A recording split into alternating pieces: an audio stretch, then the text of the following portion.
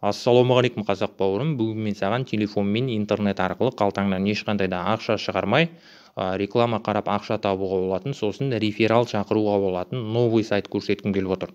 Бұл сайттың аты Раскрутон деп аталады. Бұл сайттың ссылкасын мен осы видеоның описаниясына, сосын осы видеоның ең бірінші комментарийына қалдырамын. Сосын айтпақшы, егер де сен менің YouTube каналыма әлі де болса жазылмаған болсаң, міндетті түрде менің YouTube каналыма жазылып, қоңыраушаны басуды ұмытпа. Сосын бұл сайт арқылы тапқан ақшаңды тек қана Payer кошелегіңе шығарып алуға болады. Минималкасы 5 рубль. Яғни 5 рубль тапқаннан кейін Payer кошелегіңе шығарып алуға болады. Сосын егер де сенде Payer кошелегі жоқ болса, мен Payer кошелек туралы видео түсірдім. Payer дегеніміз міне мынандай электронный кошелек. Мен бұл электронный кошелекке тіркелу жағын, қолдану жағын барлығын көрсеттім. Сосын бұл электронный кошелектен ақшамызды банк карточкамызге шығарып алу жағында көрсеттім. Егер де ол видеоларды көрмеген болсаң, ол видеолардың ссылкаларын мен осы видеоның описаниясына қалдырамын. Енді мына сайт арқылы ақша табу үшін ең бірінші бұл сайтқа тіркелесің. Тіркелу үшін мына жерде регистрация деген кнопканың үстінен басасың. Логин ойлап табасың, пароль ойлап табасың, өзіңнің қолдан жүрген электронды почтаң жазып, мына сайтқа тіркелесің. Мына сайтқа тіркеліп болғаннан кейін, бұл сайттағы аккаунтыңа кіру үшін мына жерде вход деген кнопканың үстінен басасың, логин пароліңді жазып, мына сайттағы аккаунтыңа кіресің. Мына сайттағы аккаунтыңа кіргеннен кейін, енді ақша табу үшін, мына жерде мына кнопканың үстінен басасың. Мына жерде зарабатывать дегеннің үстінен басасың. Бұл жерде реклама қарау арқылы ақша табуға болады. Сосын YouTube пен ВКонтакте мен байланысты тапсырмалар орындау арқылы ақша табуға болады. Яғни лайк басу арқылы, подписка жасау арқылы ақша табуға болады. ВКонтакте мен YouTube пен байланысты тапсырмалар орындау үшін бұл сайтқа ВКонтактедегі YouTube-тағы аккаунттарыңды қосасың. Сосын бұл жерде ссылка қысқарту арқылы ақша табуға болады. Яғни кез келген сайттың ссылкасын алып, мына сайт арқылы қысқартасың, мына сайттың қысқартып берген ссылкасын алып, адамдарға рекламировать етесің. Сенің ссылкаларың арқылы адамдар өтетін болса, оларға реклама көрсетіледі, сол үшін саған мына сайт какой-то копейка төлейді. Бұл жағы түсінікті деп ойлаймын. Енді реклама қарап ақша табу үшін мына жерде оплачиваемый просмотры дегеннің үстінен басамыз. Бұл жерде неше түрлі рекламалар бар. Міне көріп отырғаныңдай, мына рекламаны 10 секунд қарағанымыз үшін біздерге мынандай ақша төлейді. Екінші рекламаны қарағанымыз үшін 15 секунд мынандай ақша төлейді. Сосын айтпақшы, бұл сайтқа телефонмен кіретін болсаң, Chrome деген браузермен кіргенің жақсы. Chromeмен кіретін болсаң, бұл сайтта жұмыс жасау ыңғайлы болады. Яғни оңайырақ болады. Енді мына жерде рекламаларды қалай қарайтынымызды көрсетем. Мына жерде рекламаның үстінен басам.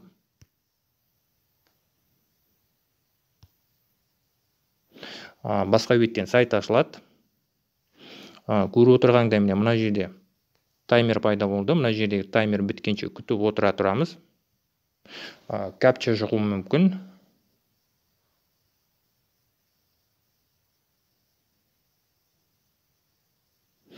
Мынандай капча шықты, міне 21-де 46-ны табуымыз керек мына жерден. 21-де 46, міне просмотр засчитан дейді. Мына жерде енді X-ті басып, мына сайтты жауып тастай беруімізге болады. Келесі сайтты қараймыз. Түсінгеннен кейін бұл жердегі сайттарды осылай қарайсың. Міне тағы да таймер шықты мына жерде. Таймер біткенше күтіп отыра тұрамыз.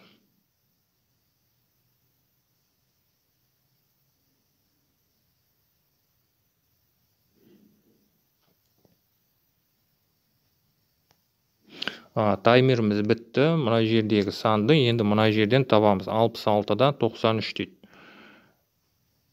Рекламаны жауып тастаймыз.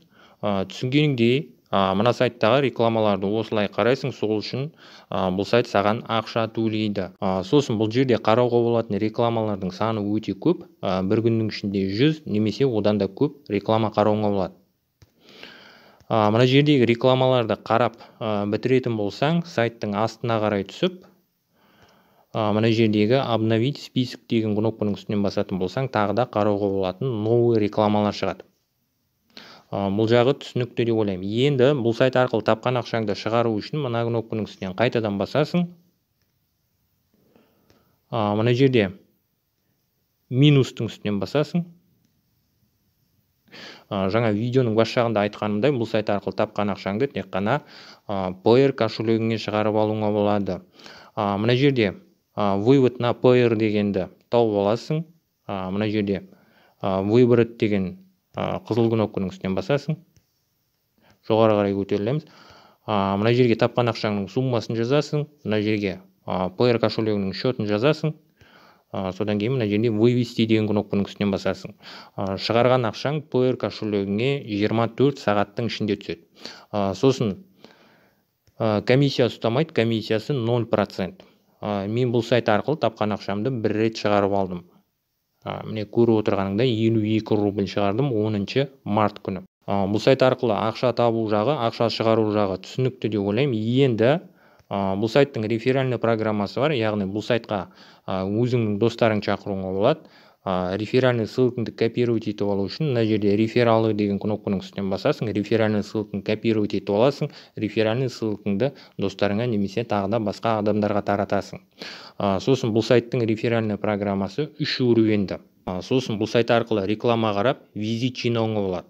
Сосын сол визиттарыңды басқа сайттардағы реферальный ссылкаларыңды рекламировать ету үшін қолдануға болады. Яғни рефералдар шақыру үшін қолдануға болады жинаған визиттарыңды.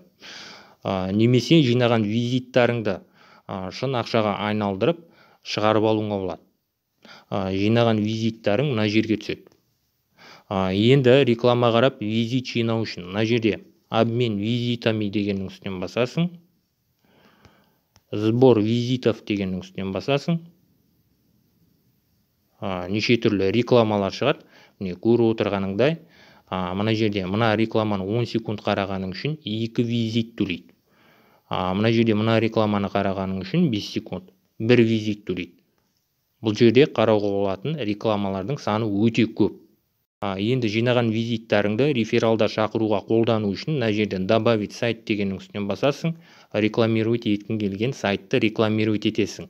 Жинаған визиттарыңды сату үшін, яғни шын ақшаға айналдырып алу үшін мына жерде биржа визитов дегеннің үстінен басасың. Жинаған визиттарыңды сатасың. Бұл жағы түсінікті деп ойлаймын. Енді сен мысал үшін бұл сайтта ақша табу үшін емес, тек қана рефералдар шақыру үшін қолданғың келсе, бұл сайттағы балансыңды толтыруға болады. Бұл сайттағы балансыңды толтыру үшін мына жердегі плюстың үстінен басасың. Сосын бұл сайттағы балансыңды толтыратын болсаң, ақшаңның үстіне 10% ақша қосып береді. Яғни, мысал үшін сен бұл сайтта балансыңды 1000 рубльге толтыратын болсаң, 1000 рубльдің үстіне 100 рубль қосып береді. 2000 рубльге толтыратын болсаң, 200 рубль қосып береді. Яғни солай ары қарай кете береді. Енді бұл сайт арқылы басқа сайттарға рефералдар шақыру үшін бұл сайттағы баннерная реклама немесе контекстная реклама деген реклама түрлерін қолданғаның жақсы. Контекстная реклама, баннерная рекламаны сатып алу үшін мына жерде рекламировать дегеннің үстінен басасың. Төмен қарай түсесің. Мына жерде контекстная и баннерная реклама деген таңдайсың.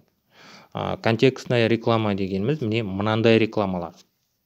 Сосын баннерная реклама дегеніміз міне мынандай реклама түрлері. Яғни қозғалып тұратын суреттері бар рекламаның түрін баннерная реклама деп атаймыз. Сонымен видеомызды қорытындылаймыз. Біріншіден, бұл сайт арқылы жаңа видеоның бас жағында айтқанымдай телефонмен қалтаңнан ешқандай да ақша шығармай ақша табуға болады реклама қарап. Екіншіден, бұл сайтта балансыңды толтырып басқа сайттарға рефералдар шақыруға болады. Рефералдар шақыру үшін қолданатын болсаң, бұл сайтты контекстная реклама немесе баннерная реклама сатып алғаның жақсы. Егер де сатып алатын болсаң. Себебі осы екі реклама арқылы келген рефералдар активны болады. Яғни сол рефералдар көбіне ақша табады. Контекстная реклама арқылы келген рефералдар. Сонымен бұл видеоны мен осы жерден аяқтағым келіп отыр. Егер де бұл видео саған ұнаған болса, міндетті түрде бұл видеоға лайк бас, комментарий жаз, әртүрлі әлеуметтік желілерде достарыңмен бөліс. Сонымен келесі видеода кездескенше.